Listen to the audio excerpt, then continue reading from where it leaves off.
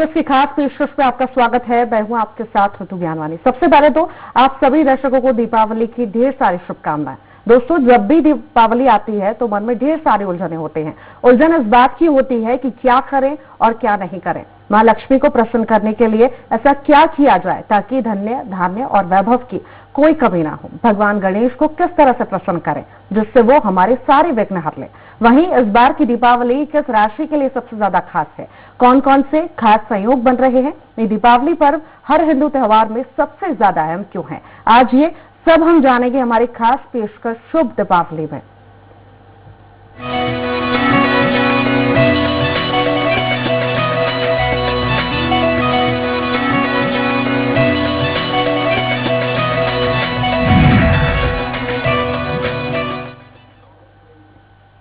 ये दिवाली कितनी खास है, इस दिवाली पर ऐसा क्या करें जिससे माता लक्ष्मी और गणपति बप्पा पूरी तरह से हमें प्रसन्न हो जाएं।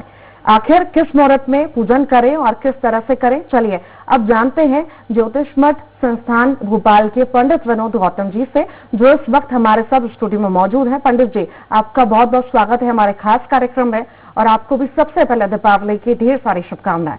सबसे पहले तो मैं आपसे यही जानना चाहूंगी दर्शकों को आप बताएं, आखिर दीपावली मनाई क्यों जाती है? जी, दीपावली मनाने के दो तीन प्रसंग आते हैं। पहले तो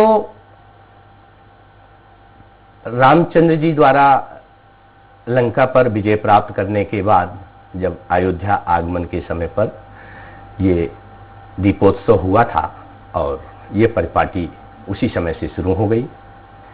दूसरा भगवान श्री कृष्ण जी का भी आता है, जिसमें उन्होंने अपनी बाल लीलाओं के तहत इंद्र का जो अहंकार था वो दूर किया था और गोवर्धन पर्वत को लेकर के एक उंगली में अपने पूरे ब्रजवासियों की रक्षा की थी। इस प्रकार से दीपावली के अन्य दिन भाई दूज आदि से संबंधित नरक चतुर्दशी के जो अन्य और त्योहार हैं, ये सब एक दूसरे से जुड़े हुए हैं। और चूंकि ये अन्य कथाएं भी इसमें सम्मिलित हैं, इसलिए इस दीपोत्सव का जो समय होता है वो पंचवर्षीय 5 दिन का, अर्थात देवताओं का 5 वर्ष और जो हमारे जो मानव हैं, जो पृथ्वी के प्राणी हैं, उनके लिए ये 5 दिन का दीपोत्सव होता है। दीपोत्सव के प्रथम दिन धनत्रयोदशी से इसकी शुरुआत हो जाती है और रूप चतुर्दशी, रूप निखारने का दिन इत्यादि साज सज्जा का दिन, ताकि माता लक्ष्मी आपके घर में प्रवेश करें।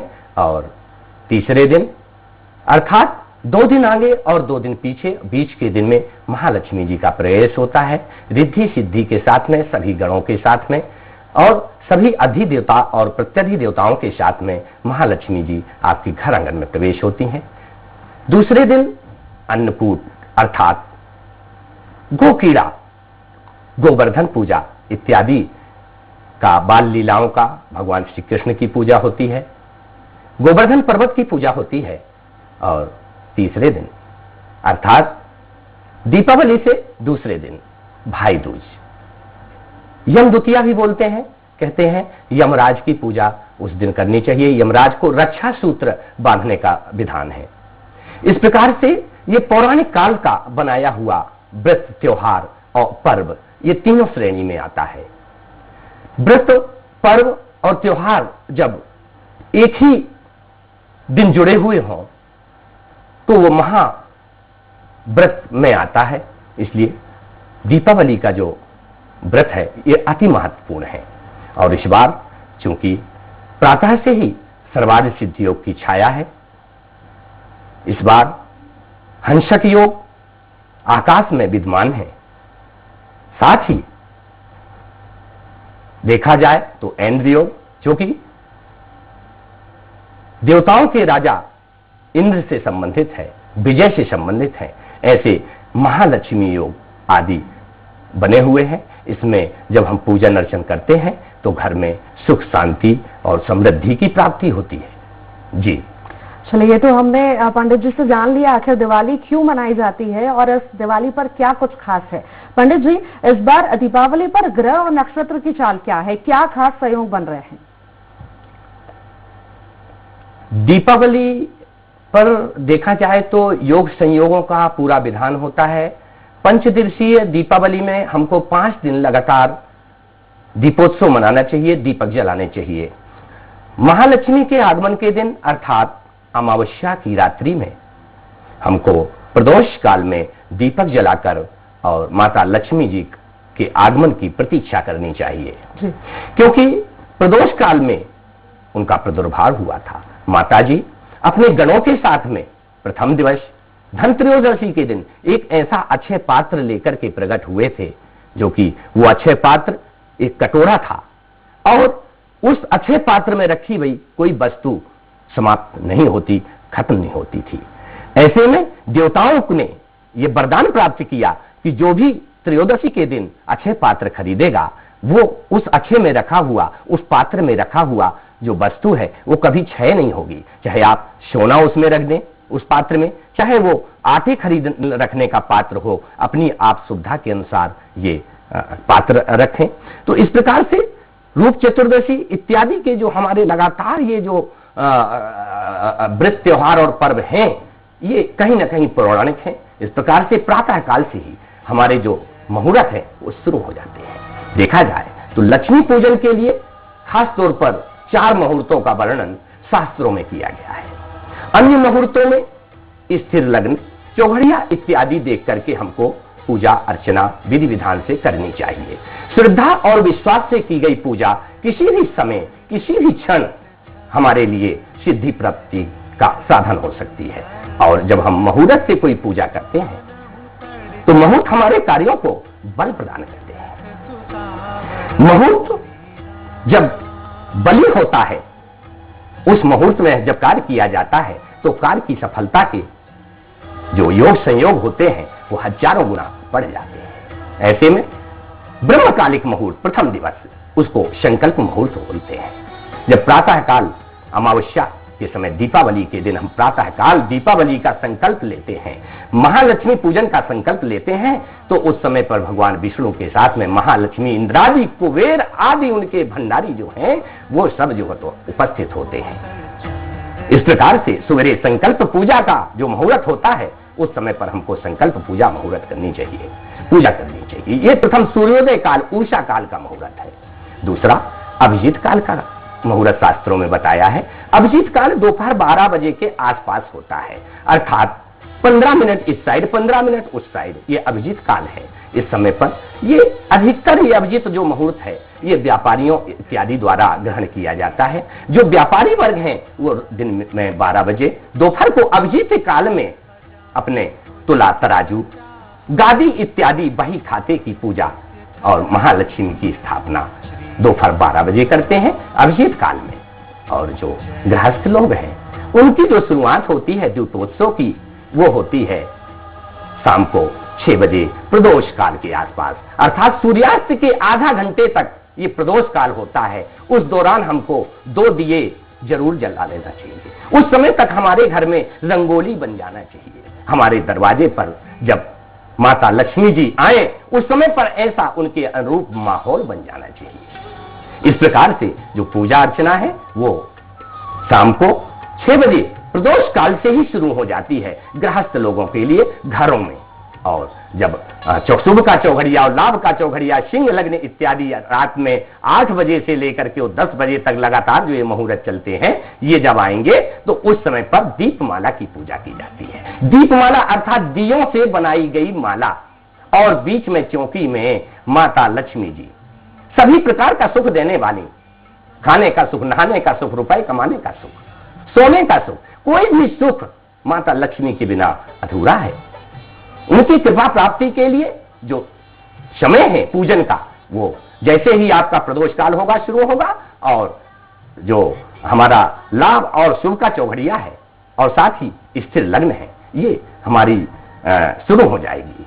और लगातार 10:30 बजे तक ये बहुत अच्छे मुहूर्त चलते रहेंगे। और उस दौरान आप दीपमाला की पूजन करें, दीपमाला बनाएं। कोई 21 दियों का माला बनाता है, कोई 51 दियों का माला बनाता है, कोई 2100 दियों का माला बनता है। अयोध्या में तो भगवान रामचंद्र जी पूरे अयोध्या में पूरी माला पड़ी हुई है, दियों की माला बनी हुई है, अनेक मालाएं वहां पर बनी हुई है, उसको दीपमाल्य पूजना कहते हैं। इसके बाद ये मुहूर्त के बाद एक रात्रिकालीन मुहूर्त और होता है, उसे महानिशा काल बोलते हैं, अर्धरात्रि का मुहूर्त बोलते हैं, महानिशा काल। मंत्र सिद्धि इत्यादि तांत्रिक लोग जो होते हैं, जो वर्ष भर की सिद्धि प्राप्ति के लिए, जो अपनी मंत्र सिद्धि के लिए बार बार उसकी सिद्धता का संकल्प लेते हैं, वो महाकाल के समय पर अर्थात महानिशा काल 12 बजे अर्धरात्रि के समय पर ये जो पूजा होती है, जो गृहस्थ लोग होते हैं या गुरु मंत्र जो ले लेते हैं अर्थात या कोई मंत्र धारण कर लेते हैं या किसी पाठ का वो दैनिक प्रयोग करते हैं,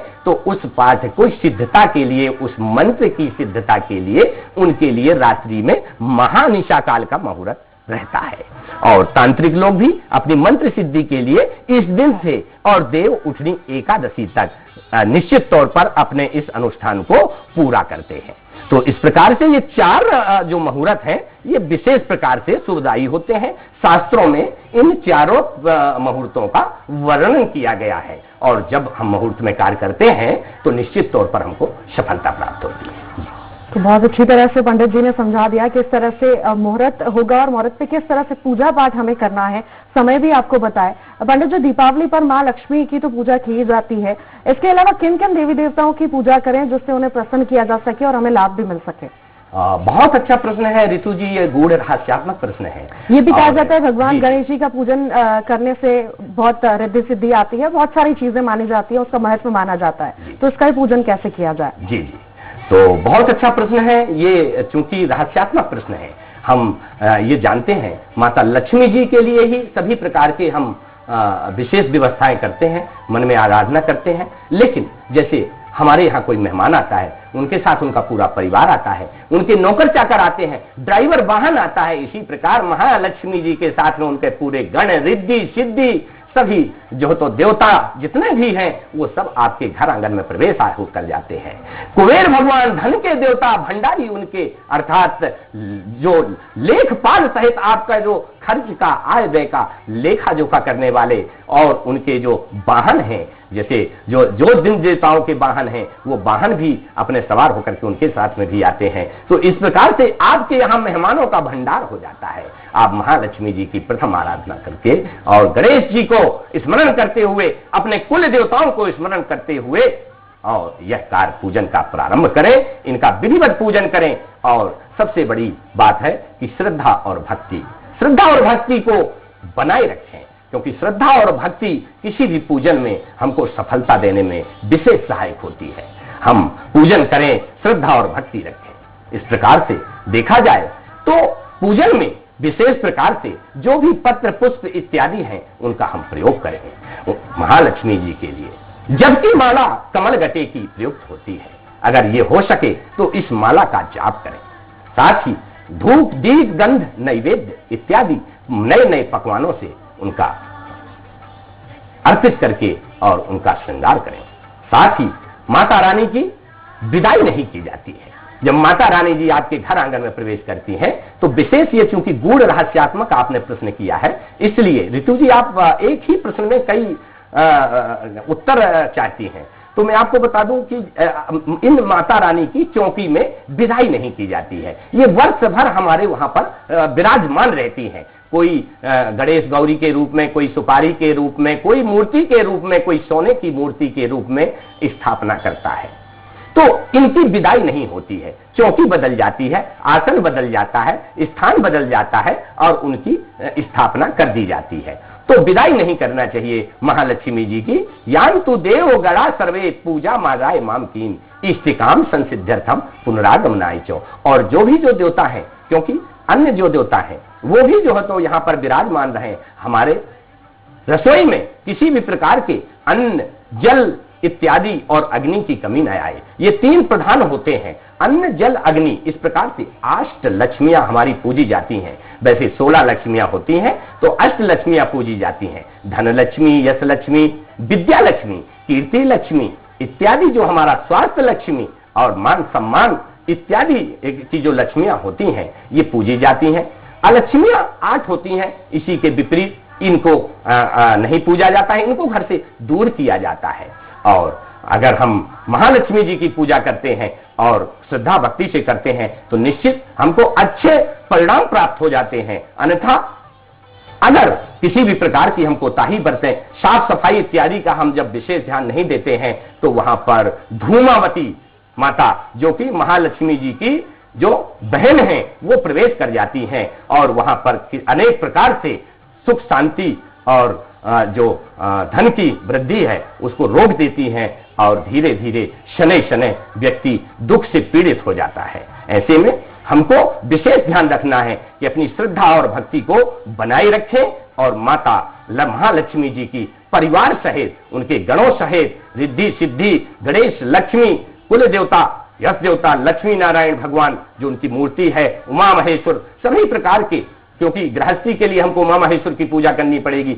वाणी हिरण्यगराभ्याम शची पुरंद्राभ्याम नमः, मातृ पितृ चरण कमलेभ्यो नमः, इष्ट देवताभ्यो नमः, कुल देवताभ्यो नमः, ग्राम देवताभ्यो नमः, स्थान देवताभ्यो नमः, वास्तु देवताभ्यो नमः, घर के वास्तु का भी हमको स्मरण करना चाहिए। इस प्रकार से इस दिन हमको सभी देवी देवताओं का स्मरण करते हुए पूजन करना चाहिए और सपरिवार और शांति के साथ किसी भी प्रकार की कोताही ना बरतते हुए, क्योंकि कई बार हम जब कोताही बरतते हैं और पटाखे इत्यादि में बच्चे जब हम असावधानियों बस जब इस प्रकार से कोई कार्य करते हैं तो वहां पर कोई घटना दुर्घटना की आशंका बनी रहती है। तो बड़ों से भी निवेदन है कि उस समय पर वो विशेष तौर पर सावधानी बरतें। पूजा में जिस प्रकार से आप महालक्ष्मी की पूजा में सावधानी बरत रहे हैं उसी प्रकार से आप अन्य चीजों में भी सावधानी बरतें।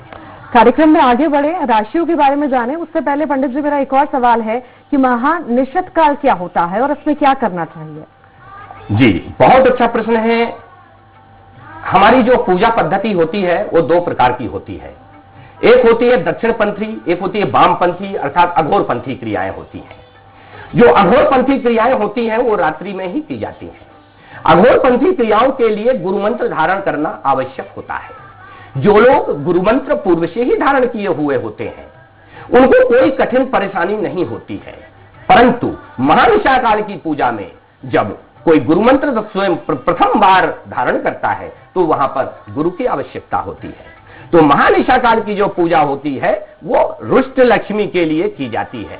जब हमसे हमारी जो लक्ष्मी है वो छीन गई हो, अर्थात हमारा कोई ऋण लेकर के दे नहीं रहा हो, हमारा कहीं पर रुपया पैसा कहीं पर फंसा हुआ है, हमारा बैंक में बंधक बना हुआ है, हमारी कोई धन संपत्ति बंधक बनी हुई है, हमारी रुकी हुई चीजें हैं, ऐसे समय पर उन संपत्ति को, उन महालक्ष्मी को जागृत करने के लिए महानिशा काल की पूजा लोग करते हैं। साथ ही तांत्रिक लोग भी इस निश्चित तौर पर इस घड़ी का बेसब्री से इंतजार करते हैं, क्योंकि पूरे जो 11 दिन की शक्ति होती है उसका जो मंत्र की शक्ति का जो भक्ति उनकी जो जितने दिन की है उसके अनुसार वो पूरे समय पर उनको प्रतिफल प्राप्त होता है। तो ऐसे में साधु सन्यासी तांत्रिक वर्ग के जो लोग होते हैं जो गुरु मंत्र धारण किए होते हैं वो इस महानिशा काल का अर्धरात्रि के समय पर उपयोग करते हैं। और देखा जाए तो जो लक्ष्मी जी का जो आगमन होता है वो महानिशा काल में ही आगमन होता है और ऐसा माना गया है कि जब घर के सब लोग सो जाते हैं तो लक्ष्मी माता जी आपके घर आंगन में सभी जगह के कोने में जाती हैं और हर जगह जो है तो चेक करती हैं, निरीक्षण करती हैं और जहां पर उनको अच्छा स्थान मिलता है वहां पर वो विराजमान हो जाती हैं। तो जहां जहां उनको अच्छा स्थान मिलेगा वो विराजमान हो जाती हैं। इसीलिए कहते हैं कि महालक्ष्मी दीपावली के दिन के पहले ही पूरे घर की कोने कोने की साफ सफाई और साज सज्जा कर ली जाए तो बहुत अच्छे परिणाम प्राप्त होते हैं। दिवाली आ चुकी है और हर कोई उत्सुक है ये जानने के लिए कि उनके लिए दिवाली कितनी खास होने वाली है। पंडित जी, किस राशि के लिए सबसे ज्यादा खास होने वाली है? जिस राशि के लिए दिवाली बहुत ज्यादा खास नहीं है वो इसे किस तरह से अपने लिए खास बना सकते हैं? जी, देखा जाए अगर संक्षिप्त रूप से देखा जाए राशि के लिए तो मैं किसी राशि का उल्लेख नहीं करूंगा, क्योंकि माता जी तो सभी के लिए हैं और दीपावली भी सभी के लिए है और जो भगवान होते हैं वो सभी के लिए हैं, किसी के लिए कोई कम बढ़ नहीं होता है। सभी राशियां सभी प्रकार, क्योंकि ये जो दिवाली है ये देवताओं का बनाया हुआ पर्व है और इसमें किसी भी प्रकार के किसी भी राशि के व्यक्ति या किसी अन्य व्यक्ति का इस जो पर्व उत्सव और त्योहार में पूरी तरह से जो है तो भागीदारी होना सुनिश्चित होता है। परंतु आकाश मंडल के जो ग्रह नक्षत्र होते हैं वो राशियों पर अपना प्रभाव करते हैं। तो वर्तमान समय पर मेष राशि के जो स्वामी मंगल हैं वो बहुत अच्छी स्थिति में चल रहे हैं, अर्थात इनके लिए लाल वस्त्र, सोना इत्यादि ग्रहण करना और साथ में ही मूंगा इनका राशि रत्न है, ये धारण कर सकते हैं। वृष राशि के स्वामी शुक्र हैं, ये भी वर्तमान समय पर बहुत अच्छी स्थिति में चल रहे हैं। निश्चित तौर पर इनके लिए सफलता के योग बन रहे हैं। और देखा जाए तो जो वृष राशि के स्वामी शुक्राचार्य हैं, ये वैभव के देने वाले हैं, तो इनके लिए राशि रत्न अमेरिकन डायमंड हो जाता है, जो ये वर्ष भर धारण कर सकते हैं। मिथुन राशि तीसरी राशि होती है, इनका स्वामी बुध होता है। बुध हरित वर्ण से संबंधित होता है, बाल्यकाल का ग्रह होता है। बुध वर्तमान समय पर बुधादित्य योग बना करके और अभी फुर्सत हुआ है, अर्थात उसमें अभी ताकत है। तो आपकी राशि थोड़ा सा अढ़ैया शनि के प्रभाव में आ गई है, अतः वर्ष भर आपके ऊपर अढ़ैया शनि का प्रभाव रहेगा, अर्थात आप वाहन इत्यादि से सावधानी रखें। साथ ही आप अपना राशि रत्न पन्ना भी धारण कर सकते हैं, लोहे का रिंग भी एक धारण कर सकते हैं। चौथी राशि के जो स्वामी हैं वो चंद्रमा है। चंद्रमा हर 2.25 दिन में गति करते हैं, राशि बदल देते हैं, परंतु चंद्रमा वर्तमान समय पर जो स्थितियों में ग्रह योगों में युति करेगा, और चंद्रमा का जो स्थिति है वो मन मस्तिष्क में थोड़ा तनाव दे सकता है, परंतु किसी भी प्रकार के अढ़ैया शनि से आपका कोई प्रभाव पूरे वर्ष भर नहीं रह सकता है।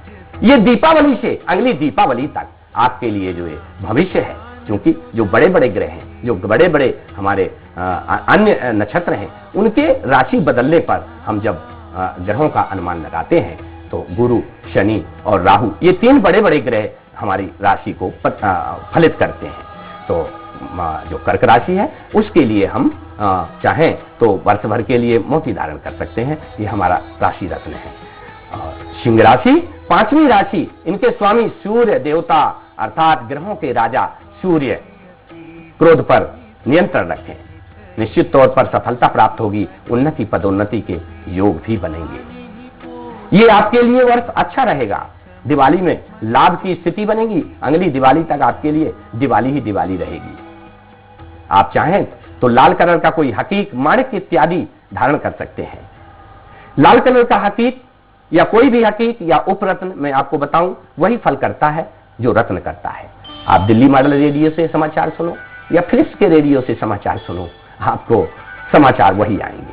अर्थात आप महंगा रत्न नहीं लें तो उपरत्न भी धारण कर सकते हैं, उपरत्न से वही परिणाम प्राप्त होंगे। 6वीं राशि कन्या राशि, कन्या राशि के स्वामी बुध, और बुध वर्तमान समय पर अच्छी पोजीशन में तो है, परंतु कन्या राशि के ऊपर अढ़ैया शनि का प्रभाव है। अढ़ैया शनि अशांति कारक है, घर में तनाव उत्पन्न कर सकता है, अतः सावधानी रखें। साथ ही वाहन से भी आप सावधानी रखें। आप चाहें तो लोहे का रिंग बीच की अंगुली में शनिवार के दिन धारण कर सकते हैं। हनुमान जी की पूजा अर्चना के साथ में शनि महाराज की पूजा अर्चना जरूर करें। पूरे वर्ष भर आपके ऊपर अढ़ैया शनि का प्रभाव चल रहा है, जो इस दिवाली से लेकर के अगली दिवाली तक रहेगा। अगली राशि तुला राशि, ये 7वीं राशि है। 7वीं राशि के स्वामी शुक्राचार्य जी हैं। शुक्र सभी प्रकार के भोग, विलास, वैभव इत्यादि दे रहे हैं, और ये राशि किसी भी प्रकार के अढ़ैया शनि या 7.5 से मुक्त है। देखा जाए तो निश्चित समय पर ये षड्यंत्री योग का शिकार तो हो रही है, कुछ ग्रह इस राशि में स्थितियां अनुकूल नहीं बना रहे हैं, परंतु पूरे वर्ष भर आपका मंगल ही मंगल रहेगा, कोई बड़ी हानि नहीं होगी। आप चाहें तो आप अमेरिकन डायमंड धारण कर सकते हैं। 8वीं राशि के स्वामी मंगल हैं। वृश्चिक राशि के स्वामी मंगल, और मंगल जो योग बना रहा है वो मंगल ही मंगल करता है, और वृश्चिक राशि से 7.5 शनि भी चला गया है अभी इसी पिछले वर्ष इसी समय, तो उसकी निवृत्ति के लिए, और खासतौर पर अगर शनि महाराज ने आपके साथ न्याय किया है, आपको किसी भी प्रकार से आपकी उतरती हुई जो 7.5 है उसका आपको आभार व्यक्त करना चाहिए। इसके लिए इस वर्ष आपको भगवान शनि की आराधना जरूर करनी चाहिए, क्योंकि शनि महाराज आपको किसी भी प्रकार का कोई नुकसान दिए और बाहर आए हैं। जो हमारी अन्य राशियां हैं उसमें धनु राशि के ऊपर उतरता हुआ 7.5 का प्रभाव है। इसके स्वामी गुरु हैं। ये निश्चित तौर पर उतरता हुआ जो शनि होता है वो प्रभावकारी होता है। देखा जाए तो शनि महाराज जाते जाते कुछ ना कुछ देके जाते हैं, ये एक धारणा है। और शनि महाराज की उतरते हुई 7.5 आपको लाभकारी होगी, परंतु वाहन से आप सावधानी जरूर रखें। चोट चपेट की संभावना बन सकती है इस दिवाली से और उस दिवाली के बीच में। खासतौर पर उतरता हुआ 7.5 शनि 7 में हमको भगवान शनि का और भगवान हनुमान जी का हमको जरूर आभार व्यक्त करना चाहिए, निवेदन करना चाहिए। और हमारी जो 10वीं राशि है मकर, इनके स्वामी स्वयं शनिदेव हैं। ये वर्तमान समय पर इसी राशि में है। कहते हैं हृदय की 7.5 है, अर्थात हृदय में है। इनको वाहन से विशेष सावधानी रखना चाहिए। घर में पारिवारिक तनाव क्लेश अगर उत्पन्न होता है तो आप समझ लें कि निश्चित तौर पर शनि महाराज का प्रभाव है। कहीं हम श्रापित तो नहीं है, किसी दोष से पीड़ित तो नहीं है, कहीं हम शनि राहु केतु के दोष से पीड़ित तो नहीं है। तो मकर राशि को विशेष सावधानी रखना है। और बीच की अंगुली में आप चाहें तो एक लोहे का छल्ला धारण कर सकते हैं। नीलम, नीलमणि, कहरवा, काला हकीक इत्यादि कोई काला रत्न भी आप पहन सकते हैं। शनिवार के दिन इसको धारण करने से, शनिवार को आप शनि महाराज की उपासना करने से अनेक प्रकार के जो अवरोध हैं और संकट हैं उससे आपको मुक्ति मिलेगी। और 11वीं राशि कुंभ राशि के स्वामी शनि महाराज भी है और इनके ऊपर चढ़ता हुआ शनि का 7.5 का प्रभाव भी है। हालांकि शनि महाराज अपनी राशि में उपद्रव नहीं करते हैं, परंतु शनि अखिल ब्रह्मांड के सर्वोच्च न्यायाधीश है, वो न्याय करते हैं। अगर आप न्याय प्रिय हैं तो निश्चित तौर पर आपको कोई कुप्रभाव नहीं मिलेगा। शनि कब कुपित होते हैं? जब हम किसी के लिए अन्याय करते हैं। राहु कब कुपित होते हैं? जब हम चुगली करते हैं। गुरु कब कुपित होते हैं? जब हम अधर्म करते हैं। इस प्रकार से कोई ग्रह हमारे ऊपर आता है, लेकिन वो तभी कुपित होता है जब हम उसके अनुकूल काम नहीं करते हैं। तो जो लोग न्याय के लिए या न्याय से संबंधित न्यायिक लोग हैं उनके ऊपर शनि की 7.5 और अढ़ैया शनि का कोई प्रभाव नहीं होता है। अंतिम राशि मीन राशि, और मीन राशि 12वीं राशि के स्वामी गुरुदेव, अर्थात गुरु बहुत ही अच्छी स्थिति में शनि के साथ युति किए हुए है, पूरी वर्ष भर युति किए रहेगा आकाश मंडल में, और अभी स्वयं की राशि से निवृत्त होकर के गया है। धनु राशि से मकर राशि में प्रवेश कर रहे हैं। शनि के साथ में युति है इनकी, तो इनके लिए न्याय का समय है। इनकी कोई अगर रुके हुए कार्य है मीन राशि वालों के लिए, कोई न्यायिक व्यवस्था अगर अनुकूल नहीं बन रही है, न्याय क्षेत्र में देरी हो रही है, तो निश्चित तौर पर इनको न्याय प्राप्त होगा। और अनेक प्रकार से धार्मिक यात्राओं के योग हैं इस राशि वाले के लिए। पुखराज रत्न और उसका उपरत्न सुनहला इत्यादि धारण कर सकते हैं। मैं पूर्व में ही बता चुका हूं कि आपको मुख्य रत्न पहनने की आवश्यकता नहीं है, आप उपरत्न भी धारण करके लाभ उठा सकते हैं। इस प्रकार से हमारी ये 12 राशियां, और आपके लिए दीपावली इसी प्रकार से राशियों में निश्चित तौर पर इस दीपावली से उस दीपावली पर प्रभाव अच्छे बनाए रखे। और दीपोत्सव जो 5 दिवसीय है ये आपके लिए शुभ मंगल हो। बहुत बहुत शुक्रिया पंडित जी हमारे साथ स्टूडियो में आने के लिए, चर्चा में शामिल होने के लिए, हमारे दर्शकों के साथ ये खास जानकारी कि दीपावली पर क्या करें क्या ना करें, क्या खरीदें क्या ना खरीदें, मुहूर्त कैसा रहेगा, राशियों में क्या रहेगा, वो सब जानकारी साझा करने के लिए बहुत बहुत शुक्रिया पंडित जी। इसी के साथ हमारी खास पेशकश में इतना ही, लेकिन जाने से पहले आप सभी को एक बार फिर स्वराज एक्सप्रेस परिवार की ओर से दीपावली के ढेर सारी शुभकामनाएं।